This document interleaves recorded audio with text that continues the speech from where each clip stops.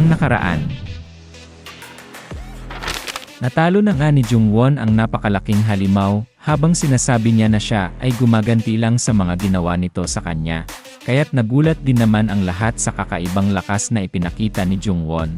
At dahil siya ang nakapatay sa halimaw, wala nang magagawa ang ibang mga kalahok, kundi sundin siya sa lahat ng kanyang mga iutos. At isa na nga dito ang utos ni Jungwon na sila ay magpatayan.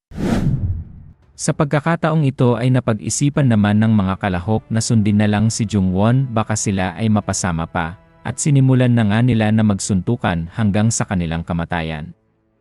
At ibinubuhos nila ang kanilang mga lakas para patumbahin ang kani-kanilang mga katunggali, at makikita sa mga mukha nila na ayaw pa nilang mamatay sa kamay ni Jungwon. At hindi din naman nagpahuli ang iba pang mga kalahok, at ginamit nila ang lahat ng kanilang mga martial arts, at ibinuhos ang kanilang mga alam para lamang makaligtas sa lugar na ito. At kahit pa gumamit sila ng mga bato para lamang matalo ang kanilang kalaban ay gagawin nila ito. At sa ngayon makikita naman ang isang tao na sinasakal, at ito ay nagmamakaawa na siya ay buhayin, ngunit unti-unti nang nawalan ng hinina hanggang siya ay mawalan na ng malay. At ang may gawa nito ay si Kalbo, dahil sa ngayon siya ang ikalawang pinakamalakas sa lahat ng mga kalahok na naglalaban-laban.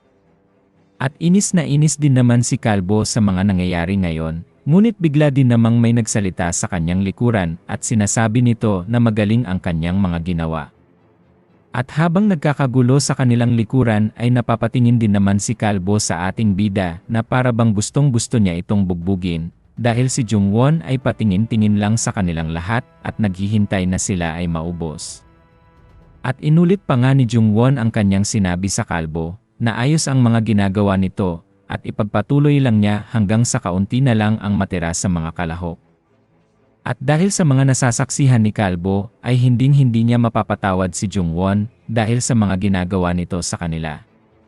At napapasabi pa nga siya sa kanyang isipan na napakawalang hiya ng taong ito, at sinusubukan nito ang kanyang pasensya dahil siya ay ipinapahiya sa harap ng ibang mga kalahok. At habang nakaupo ang ating bida sa isang malaking bato, labis ang puot na nadarama ni Kalbo at sinasabi pa nga niya sa kanyang isipan na balang araw ay sisiguraduhin niyang mapapatay niya si Jungwon sa sarili niyang mga kamay. Ngunit ang hindi niya alam ay nahahalata ito ng ating bida. At kahit na punong-puno ng dugo ang katawan ni Jungwon ay patuloy itong lumalakas sa paglipas ng araw. At ilang oras na nga ang nakalipas, ay nagsimula na ding sumilip ang haring araw at ito ay hudyat na tapos na ang ikalawang pagsubok. At sa pagkakataong ito ay makikita din naman ang mga guard ng Corpse Blood Valley, at ang mga ito ay nagugulat sa kanilang mga nakikita na nangyayari sa lugar. Sapagkat patuloy pa din ang paglalaban ng mga kalahok, ang isa pa ang ito ay mayroong daladalang bato at ipinupukpok nito sa ulo ng kanyang kalaban hanggang sa ito ay mamatay. At dahil sa sobrang galit ng taong ito ay hindi niya namamalayan na wala na palang buhay ang kanyang kalaban. Kaya't siya ay pinigilan ni Yochon, ngunit ito ay nagpupumiglas at sinasabi pa nga niyang kinakailangan niyang gawin ito para makaligtas sila sa ikalawang pagsubok. At napapatingin naman din si Kalbo sa mga bagong dating ng mga guard. At wala siyang maisip na sabihin sa kanila dahil kung magsimula siyang magsumbong sa mga ito ay mananagot siya kay Jungwon. At ang bawat guard ay mayroong kakaibang hinuha sa mga nangyayari ngayon, at sila ay parabang ang mga ito ay mayroong pangginawa maliban sa mga itinatalaga nila sa ikalawang pagsubok. At sa napaka-brutal na resulta ngayon na kanilang nakikita at ito ay hindi nila inaasahan. Subalit hindi lang ang mga guard ang nagpunta sa lugar. Kasama din nila ang Corpse Blood Valley leader na patingin-tingin lang sa lahat ng mga nangyayari at parabang ito ay napapatulala na lang. At pati na din ang ermitanyong magician nila ay hindi makapaniwala sa kanyang mga nakikita. At hindi nila maipaliwanag kung sino ang may gawa ng lahat ng mga ito. Habang nakabungad naman sa kanilang lahat ang napakalaking bangkay ng halimaw at warak na warak ang ulo nito at nakahandusay lamang sa lupa. Kaya't habang tinitignan nilang dalawa ang halimaw ay napasabi naman ang ermitanyo na hindi nga maipagkakailang nag-mature na nga ang halimaw. Ngunit napapatulala pa din ang Corpse Blood Valley leader at siya ay nag-isip na isa sa mga kalahok na ito ang nagpatumba dito. At bigla din naman siyang nagsalita At napatanong ang leader sa isang guard kung kaninong energy ang nandito sa napakalaking halimaw. At hindi din naman naintindihan ng guard ang tanong ng Corpse Blood Valley leader, kaya inulit nito ang kanyang sinabi at tinatanong niya ay kung sino ang nagpatumba sa halimaw na ito kahit na nakablock ang internal energy. At dali-dali din namang itinuro ng guard ng kanilang nakitang internal energy ay galing kay Jungwon, at sinigurado pa nila sa pamamagitan ng pag-obserba sa likuran ng ating bida. At sa mga impormasyong ito na nakalap ng kanilang leader, ay mayroon na siyang nagawang hinuha, at sa mga oras na ito ay gumagawa na siya ng mga plano kung ano ang magandang gawin sa kakaibang resulta na nangyari ngayon. At napagdesisyonan ng Corpse Blood Valley leader, na umalis na sila sa lugar at bumalik na sila sa kanilang kampo, sapagkat ang kanilang mga nasaksihan ngayon sapat na para sa lahat ng kanyang mga kinakailangan. At dahil katapusan na ito ng pagsubok ay masisimulan na nila ang susunod pa. Kaya't habang papalayo na ang mga ito, ay napapatingin din naman si Jungwon at ipagpapatuloy pa din niya ang pagsubok hanggang siya ay lalo pang lumakas. At nang mawala na nga ang mga iyon ay napasabi na lang ang ating bida at siya ay nagpapasalamat na hindi sila nahuli ng Corpse Blood Valley leader. At ang tinutukoy niya ay ang Blue Spirit kasama na din ang kanyang nag-uumapaw na energy at kasama na dito ang nakabukas niyang middle dungeon. Kaya't dahil dito ay napapasabi din naman ang Blue Spirit na ang mga karayom na ginamit bilang acupuncture ay pumipigil sa mga daanan ng energy sa kanyang katawan, ngunit hindi nito naisama ang middle dungeon ni Jungwon. Kaya't siya ay nagtataka at dagdag pa nito na kung malaman ito ng ibang mga tao ay maiinggit ito sa katawan ni Jungwon. Ngunit kahit pa medyo lumakas na si Jungwon ay binalaan din naman siya ng Blue Spirit na patuloy pa din siyang maging mapagmasid sa kanyang paligid dahil hindi niya alam kung kailan siya makakaharap ng mas malakas pang mga kalaban. At dagdag pa ng Blue Spirit na kasama na dito ang Corpse Blood Valley leader at kakaiba ang kanyang nararamdaman na aura galing dito. At dagdag pa niyang paghahambing na ang Corpse Blood Valley leader ay napakalakas na martial artist at ito ay kasing lakas ng King of Brilliance na kanyang nakaharap kamakailan lang. At sa lahat ng mga nangyayari ngayon ay nakakakuha siya ng mga atensyon sa lahat ng kanyang paligid dahil sa mga kakaibang kanyang mga ipinapakita, kaya't dagdag pang payo ng Blue Spirit na pag-isipan lahat ng kanyang gagawin simula ngayon. Dahil kung hindi niya ito susundin, ay siguradong maghuhukay lang siya ng sarili niyang libingan at mawawala ng saysay ang lahat ng kanyang mga pinaghirapan. Subalit kahit na sa lahat ng mga payong ito ng Blue Spirit ay napapangiti na lamang si Jungwon at sinasabi nito na ayos lang siya at pag-iisipan nito ang lahat ng kanyang mga sinabi. At matapos ang lahat-lahat ay inannounce naman ng Corpse Blood Valley leader na official na nga nilang tinatapos ang ikalawang pagsubok. At sa pagkakataong ito ay nagsimula din silang mamili ng mga kalahok na exceptional ang ipinakita habang sila ay naglalaban-laban sa kabundukan. At 59 na mga kalahok na hindi nakahanap ng pulang flag sa lugar ay ibinagsak sa pagsubok at ang natitira na lamang ay 200. At ang mga nakapasang iyon ay tiningnan nila kung binasa nila ang mga nakasulat sa flag at kung sino ang may alam ay hiniwalay nila sa hindi nagbasa. At sa kahuli-hulihan 80 tao lamang ang pumasa sa pagsubok at ang iba ay itinalagang low-ranking members at sila ay pinangalanan din dahil kasama sila sa mga bumagsak. At kahit pa yun ang mga naging resulta ay nagpapasalamat din naman ang iba dahil hindi sila namatay sa pagsubok. Ngunit kahit nakaligtas pa sila ay miserably pa din ang kanilang mga nararamdaman dahil ginawa lang silang low-ranking martial artist. Kaya't napapasabi din naman si Kalbo na mga tanga ang ibang mga kalahok dahil minaliit lang nila ang ikalawang pagsubok kaya't iyon ang nangyari sa kanila. At napapaisip pa siya na wala din naman siyang pakialam sa mga ito. At sigurado pa si Kalbo na simula ngayon na mas importante pa ang mga mangyayari sa kanila at malalaman na kung sino ang magiging top sa kanilang lahat. Ngunit habang iniisip niya ito ay bigla din naman itong napatingin kay Jungwon at siya ay naiinis dito at dagdag pa niyang sinabi sa kanyang isipan na maghintay lang ito dahil ipapakita niya kung sino talaga ang mas malakas sa kanilang dalawa. At bigla din namang nagsalita ang Corpse Blood Valley leader habang nakaupo ang mga kalahok sa lupa, kaya't naging alerto din naman si Kalbo at naghahanda baka may importante na itong sasabihin. At sa pagkakataon din namang ito ay mayroong inilabas na isang bagay ang Corpse Blood Valley leader. At kasabay dito ay sinabi niya na sa ngayon ay magde-decide na siya kung sino ang gagawin niyang top participant sa ikalawang pagsubok. Kaya't dahil dito ay na-excite din naman si Calvo dahil ito na ang kanyang hinihintay at sa mga oras na ito ay magpapabilib na siya sa Corpse Blood Valley leader. At patuloy pa din nagsasalita ang leader at sinasabi niya kung papaano ba niya pipiliin ang mangunguna sa lahat ng mga kalahok. At binabanggit pa niya na kung ito ba ang nakamemorize sa lahat ng mga martial technique na nakasulat sa lahat ng mga flag, o kung sino ba ang nagpakita ng kakaibang galing. Ngunit habang sinasabi ito ng leader at siya ay naguguluhan pa, ay bigla din namang mayroong isang kalahok na nagtaas ng kanyang mga kamay. At makikitang ito ay si Calvo na punong-puno ng kumpiyansa sa kanyang sarili na para bang mayroong sasabihin na napaka-importante sa Corpse Blood Valley leader. At kasabay dito ay pinahintulutan din naman siya na magsalita. At sa pagmamayabang ni Calvo ay pasigaw niyang sinabi, na kahit na ano pa ang mga katanungan na ibato ng Corpse Blood Valley leader sa kanya, ay masasagot niya kung patungkol lamang ito sa mga martial techniques sa pagsubok.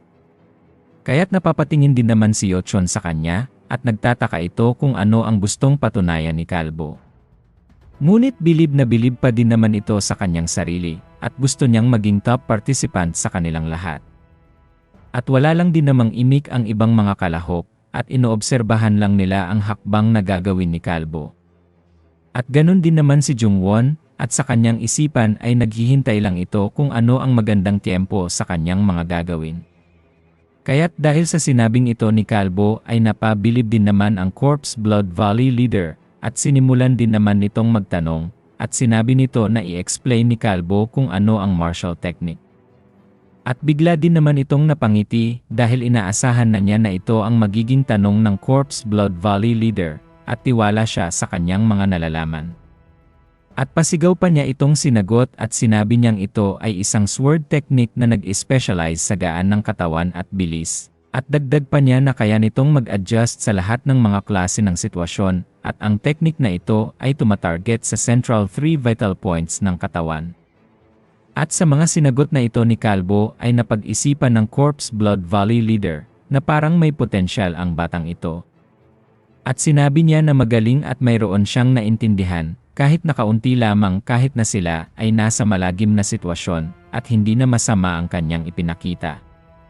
At dagdag pa ng Corpse Blood Valley leader, nakahanga-hanga ang ginawa ni Calvo dahil nakuha pa niyang makamemorize ng ganoon karami kahit na sila ay nasa gitna ng pagsubok. Kaya't dahil dito ay napapaisip din naman siya na ito na ang kanyang oras para magpakitang gilas. At bigla din naman itong napatingin sa ating bida, at sinasabi niya sa kanyang sarili na hindi na ito makakahabol sa kanya at si Jungwon ay magiging kawawa lamang. At patuloy pa din itong nag-isip na kahit na siya ay ipinahiya ni Jungwon gamit ang kanyang mga kakaibang mga teknik, subalit siya ay hindi pa rin makakasabay kay Calvo pagdating sa martial arts. At sa ngayon ay nag-imagine si Calvo na napakalaki ng agwat nila ni Jungwon dahil siya ay mayroong talent. At si Jungwon ay isang kawawang nilalang lamang at sa ngayon ay ipapakita nito ang totoong paghihirap kay Jungwon at gagawin niya itong alipin. At sa abot langit na paghanga ni Calvo sa kanyang sarili, ay napapaiisip pa ito at sinasabi niya sa kanyang isipan na wala nang makakapigil sa kanya at siya na ang magiging top 1 sa pagsubok na ito. At dahil nga sa mga napakagandang sagot ni Calvo, ay nagsimula nang ang tawagin ng Corpse Blood Valley leader na siya na ang magiging top 1 sa kanila. Ngunit bigla din namang mayroong nagtaas ng kanyang kamay at sinabing hindi lang ito basta-bastang sword technique lamang. At ang nagtaas ng kamay ay si Jungwon, at sinasabi nito na ang martial arts technique na tinutukoy ng Corpse Blood Valley leader ay isang sword formation. Kaya't nagulat din naman ang lahat sa sagot na ito ng ating bida, at sila ay napapatingin na lang dito, pati na din si Calvo na hindi makapaniwala na mayroon pa palang ibang sasagot maliban sa kanya. Kaya't napatulala din naman ito, dahil ang nakikita niyang sumagot sa Corpse Blood Valley leader ay ang kinainisan niya na si Jungwon. At sinasabi din naman ni Calvo sa kanyang isipan na mali ang sinagot ni Jungwon Ngunit bigla din namang nagsalita ang Corpse Blood Valley leader kung saan ni Jungwon nakuha ang ideyang iyon. At sa ngayon ay nagsimula na ngang sumagot ang ating bida at sinasabi niya na ang mga galaw ng martial arts na iyon ay nagsimula sa mga basics lang. At ang bawat isa sa mga nakasulat sa mga flag ay ginawa para lamang walang maging pagkakahalintulad at pagkakaulit-ulit ng mga steps na iyon. Kaya't magkahalong pagkainis at pagkamuhi ang nararamdaman ni Kalbo, at hindi niya lubos maisip na talagang ang sword formation ang mga nakasulat sa mga flag. At kahit na totoo pa ang sinabi ni Jungwon ay kinakailangan nitong maging lasing galing ng Corpse Blood Valley leader para malaman ang lahat ng iyon. At dagdag pa ni Kalbo na ang sword formation ay isang formation technique na nangangailangan ng 12 mga swordsmen para mas lalong maintindihan ang sword formation na hindi nagbabase lamang sa kahit na anong mga aklat. At ang ibig sabihin lang nito na kung nakita ni Jungwon ang mga galaw ng bawat isa sa 12 mga swordsmen sa pamamagitan lamang ng mga nakasulat sa mga pulang flag, ay hindi ito ang magiging hinuha ng isang tao kung ikaw ay walang kaalam-alam maliban lamang kung siya ay isang napakatalentadong nilalang. At mahahalin tulad niya sa napakalakas na tao na nandito sa lugar nila ngayon, at ito ay ang Corpse Blood Valley leader na nag-uumapaw ang aura sa katawan. At ang isa pang hinuha ni Kalbo na baka si Jungwon ay mayroon pang itinatago, kaya't siya ay biglang natakot sa ating bida. At dagdag pa niyang sinabi na baka si Jungwon ay isang henyo pagdating sa martial arts, at ang ganitong klaseng mga tao ay pambihira lang na makita, at kahit na magbasa lang si Jungwon ay kayang-kaya nitong maintindihan ang isang martial arts. At dahil sa isinagot din ng ating bida sa Corpse Blood Valley leader, ay napag-isipan nito na subukin ang angking talino ni Jungwon. At bigla siyang napatanong kung ilang mga swordsmen ang kinakailangan sa sword formation para makumpleto ang paggawa nito para maging mas malakas ang resulta. At walang ano-ano ay bigla din namang sumagot si Jungwon at sinabi niya na kinakailangan lamang ng 8 swordsmen para sa isang sword formation. Kaya't nagugulat din naman ang Corpse Blood Valley leader dahil tumpak na tumpak ang sagot ng ating bida at hindi siya makapaniwala na alam ito ng isang batang katulad ni Jungwon. At patuloy pa ding nagsasalita ang ating bida at sinabi niyang pwede itong maging 16 o posible ding maging 32 at kung magsobra na doon ay magkakaroon na ng hindi maayos na positioning ng mga swordsmen. At sa pagkabigla ng Corpse Blood Valley leader, hindi siya nakapagsalita at napalunok na lang ito ng kanyang laway. At sa saglit na katahimikan sa lugar, ay bigla itong napatawa ng malakas at sa isipan ng Corpse Blood Valley leader ay kahanga-hanga ang batang si Jungwon. At sa lakas ng paghalak ng leader, ay nagugulat din naman si Kalbo at napapaisip ito kung totoong tama nga ba ang sagot ni Jungwon.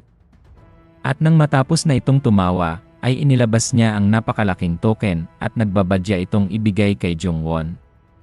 At sinabi ng Corpse Blood Valley leader na deserve ni Jungwon na maging top participant sa ikalawang pagsubok na ito.